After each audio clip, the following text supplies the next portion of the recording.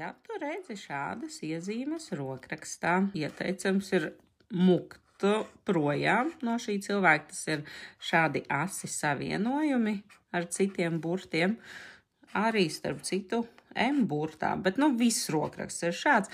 Tā ir pasīvā agresija un nekad nevarēs zināt, vai tas cilvēks uzsprāgs kaut kādu pret sevi vai pret tevi. Tāpat, ja cilvēks raksta mazos burtu, un šeit, pieņemsim, šis aiziet šādi apakšā. Ar šo cilvēku tu vienmēr par visu jutīsies vainīgs, jo šis cilvēks prasīs iežēlināt un manipulēt tieši ar iežēlināšanu pret sevi. Un ar tekstiem, tikai tu vari to izdarīt, un neviena cita jau man nav, un nedodies tu to neizdarīsi, un tad tu būsi vainīgs pie visiem pasaules grēkiem.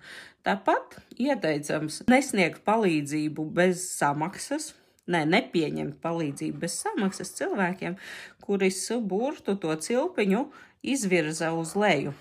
Šādi nejaucam ar šo cilpu, šī ir labā cilpa, bet tieši šeit uz leju, kad aiziet, ja šis cilvēks tev palīdzēs, tu būsi viņam līdz kapa malai parādnieks, un viņš vienmēr atprasīs savu parādu jebkurā laikā.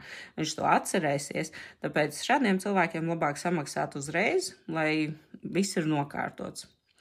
Savukārt, ja tu gribi zināt, kas slēpjas tavā rokrakstā, uzraksti man un piesakies uz konsultāciju.